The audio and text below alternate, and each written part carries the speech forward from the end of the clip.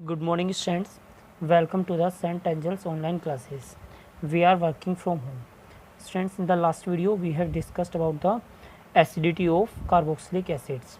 Now, we will study further this topic. मैंने आपको last video में बताया था जो स्ट्रेंथ होती है किसी भी एसिड की, जो स्ट्रेंथ होती है वो किसके डायरेक्टली प्रोपोर्शनल होती है, एसिड कांस्टेंट के क्या होती है, वो डायरेक्टली प्रोपोर्शनल होती है। जैसे हमने लास्ट वीडियो में यहाँ पे निकाला था के ए क्या होगा, H2O, के ए की वैल्यू क्या होगी, H3O positive into RCO negative upon RCOH। तो जितना ज़्यादा क्या होगा एसिड डिसोसिएट होगा उतने ज़्यादा क्या करेगा H3O पॉजिटिव और RCO नेगेटिव की वैल्यू होगी, तो उतने ज़्यादा क्या होगा के ए की वैल्यू होगी। यानी जितना ज़्यादा क्या होगा के ए की, हम क्या कहेंगे अगर हम उल्टी बात कहें इसके, यानी जितना ज़्यादा के होगा उतने ज़्यादा क्या होगा एसिड डिसोसिएट हुआ होगा, यानी उतने ज़्यादा क्या होगी उस एसिड की स्ट्रेंथ होगी।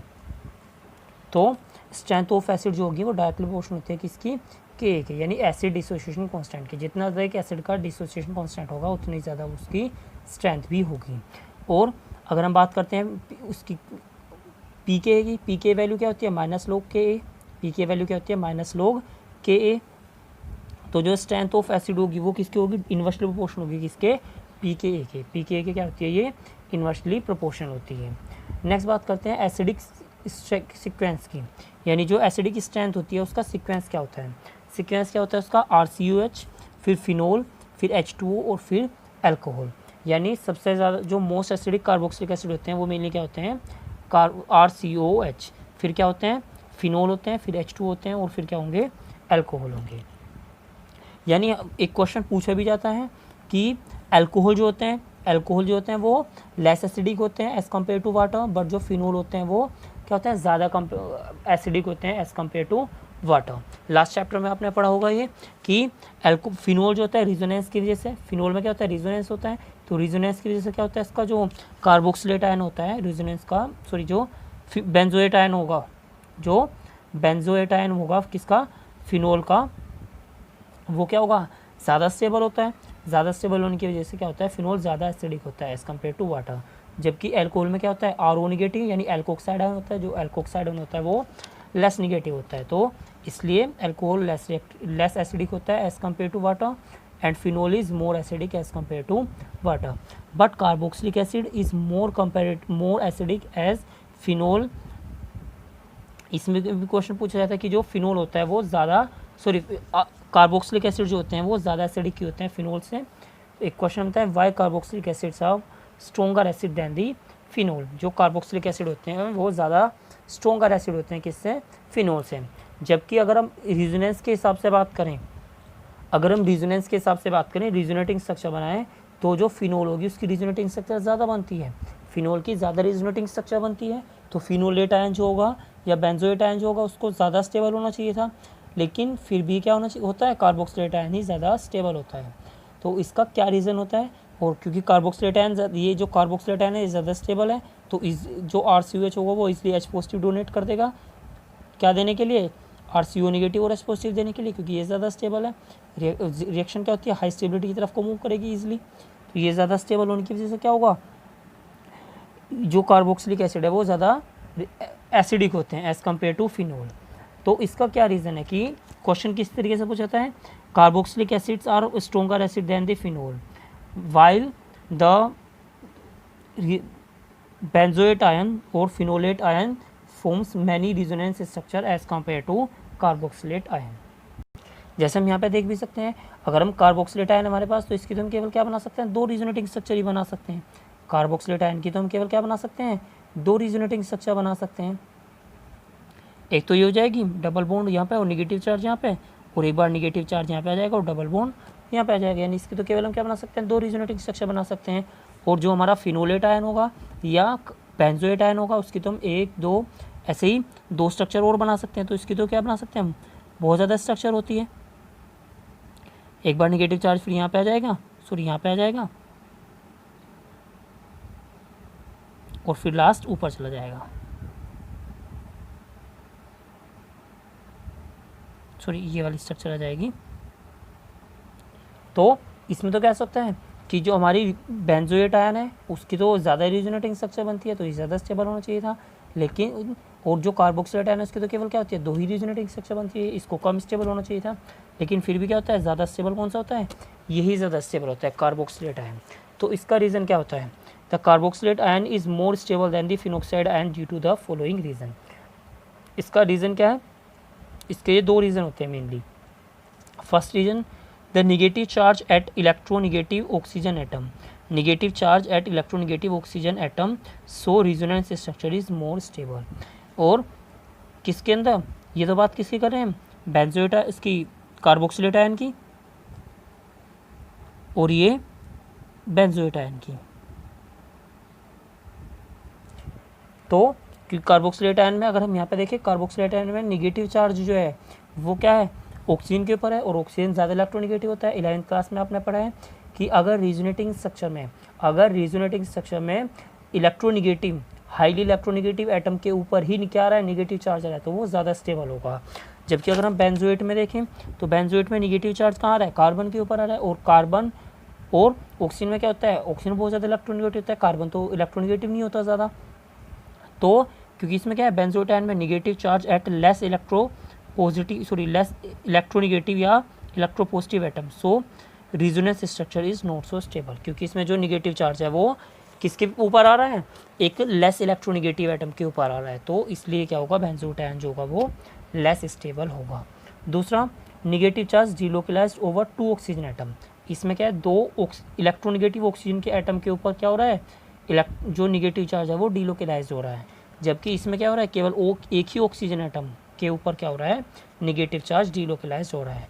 तो बेंजोएट आयन जो होता है वो लेस स्टेबल होता है as compare to carboxylate ion. और इसलिए क्योंकि जो बेंजोएट आयन है वो लेस स्टेबल है as compare to carboxylate ion, इसलिए जो हमारा फिनोल होगा, फिनोल जो होगा वो क्या होगा, लेस स्टेबल होगा, फिनोल जो होगा लेस एसिडिक होगा as compare to carboxylic acid. So carboxylate ion is more stable than the phenoxide ion, and so carboxylic acids are more acidic than phenol. Next हम बात करते हैं इफेक्ट ऑफ सब्स्टिट्यूएंट की, यानी अगर हम कार्बोक्सिलिक एसिड हमारा कैसा हो, सब्स्टिट्यूटेड कार्बोक्सिलिक एसिड लें, अगर हम क्या लें, सब्स्टिट्यूटेड कार्बोक्सिलिक एसिड लें, तो उसमें जो सब्स्टिट्यूएंट होगा उसका कार्बोक्सिलिक ग्रुप की एसिडिटी पे क्या फ़र्क पड़ेगा। तो इसमें सिंपली देखेंगे हम यहाँ पे, जो कार्बोक्सिलेट आयन है, अगर हम इसके साथ कोई इलेक्ट्रॉन विड्रॉइंग ग्रुप लगा देंगे, क्या लगाएंगे, electron withdrawing group. Electron withdrawing group क्या करेगा, यहाँ से इलेक्ट्रॉन अपनी तरफ खींच लेगा, इलेक्ट्रॉन अपनी तरफ खींचेगा तो क्या होगा, जो ऑक्सीजन है, ऑक्सीजन पे निगेटिव चार्ज की डेंसिटी कम हो जाएगी, निगेटिव चार्ज की डेंसिटी कम हो गई ऑक्सीजन के ऊपर, तो ये क्या हो जाएगा, ज़्यादा स्टेबल हो जाएगा। तो जो इलेक्ट्रॉन विड्रॉइंग ग्रुप होते हैं वो क्या करते हैं, निगेटिव चार्ज को या इलेक्ट्रॉन को थोड़ा अपनी तरफ खींच लेते हैं, इसलिए क्या करेंगे, जो हमारा कार्बोक्सिलेट आयन है उसको थोड़ा सा स्टेबल कर देंगे।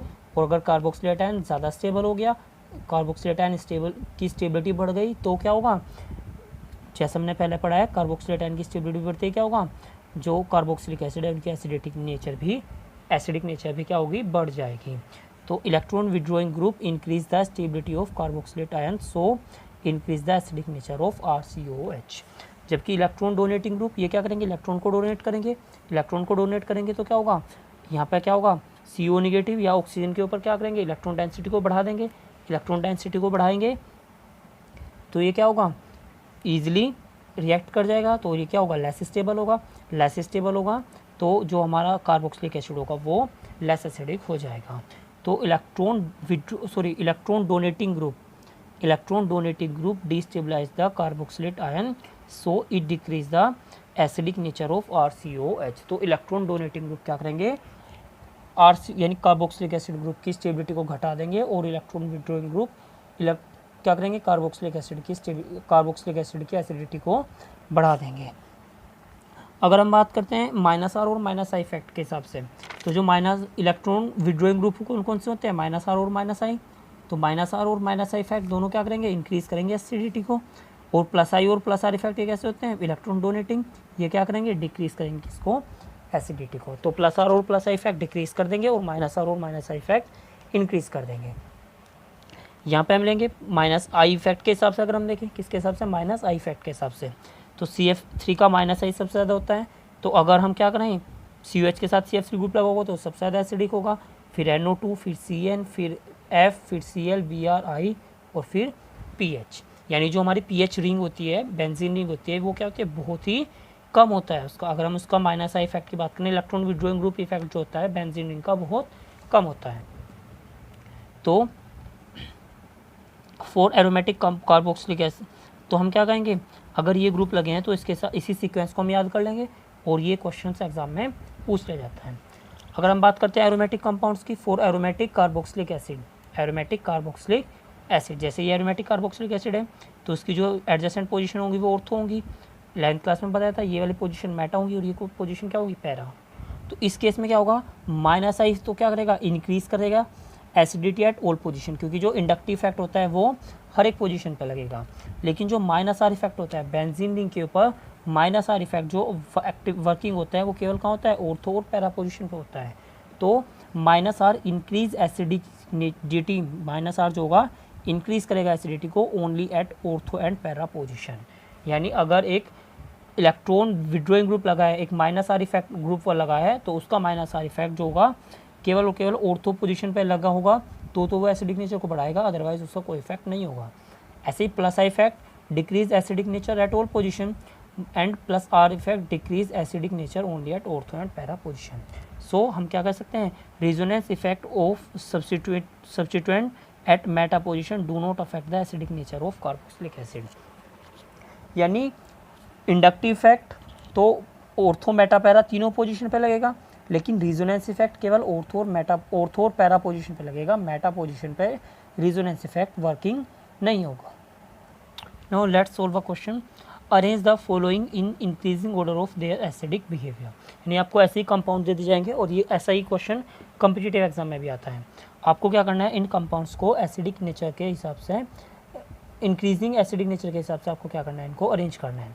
तो इस सिचुएशंस में हम क्या करते हैं, इनको नंबरिंग दे लेंगे 1 2 3 3rd एंड 4th।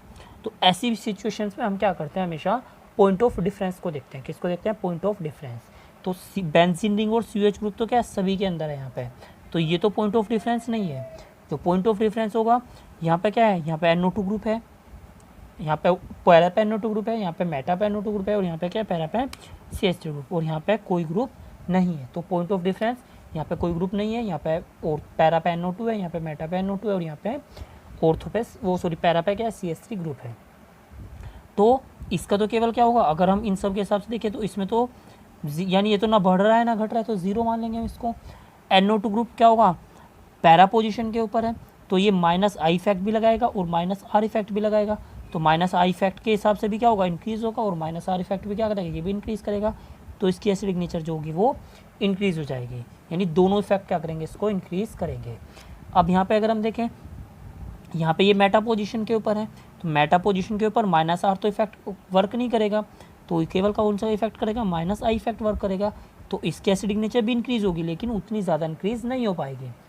इसकी एसिडिक नेचर इंक्रीज होगी लेकिन उतनी ज़्यादा इंक्रीज नहीं हो पाएगी, क्योंकि मेटा पोजीशन के ऊपर माइनस आर इफेक्ट तो वर्क नहीं करेगा, केवल कौन वर्क करेगा, माइनस आई इफेक्ट वर्क करेगा, और माइनस आई इफेक्ट क्या करेगा, थोड़ा सा बढ़ा देगा। यहाँ पे माइनस आर और माइनस आई दोनों इफेक्ट वर्क कर रहे हैं तो बहुत ज़्यादा बढ़ेगी। यहाँ पे अगर हम देखें तो CH3 क्या दिखाता है, प्लस आई इफेक्ट दिखाता है। कौन सा इफेक्ट दिखाएगा, प्लस आई और प्लस आर इफेक्ट दिखाता है। तो प्लस आई और प्लस मेनली तो ये प्लस आई इफेक्ट ही दिखाता है, तो प्लस आई इफेक्ट दिखाएगा तो क्या करेगा, ये घटा देगा, तो इसके एसिडिक नेचर क्या होगी, घट जाएगी। तो अगर हम यहाँ देखें इसको 0 माने तो ये इससे भी कम होगा, ठीक है। यानी ये तो क्या होगा, इसको तो क्या, ये तो बढ़ रहा है ना घट रहा है, यहाँ पे तो कोई फ़र्क ही नहीं पड़ रहा है, क्योंकि यहाँ पे तो कोई ग्रुप ही नहीं है। तो ये क्या कर रहा है, इसके हिसाब से अगर इसमें देखूँ मैं, इन दोनों में कंपेरिजन करूँ तो CH3 ग्रुप का डिफरेंस है। CH3 ग्रुप क्या कर रहा है, एसिडिक नेचर को कम कर रहा है, तो सबसे कम तो इसकी होगी, फिर इसकी होगी, फिर थोड़ा बढ़ने वाला थोड़ा सा इसमें बढ़ा है और इसमें सबसे ज़्यादा बढ़ गया है, तो सबसे कम तो किसकी होगी, फिर 4th वाले की तो क्या होगी, सबसे कम होगी, फिर उससे ज़्यादा किसकी होगी, फिर 1st, फिर 3rd और फिर 2nd। तो ये क्या हो जाएगा, हमारा सीक्वेंस हो जाएगा। In the next video we will study about the other chemical reactions of carboxylic acids.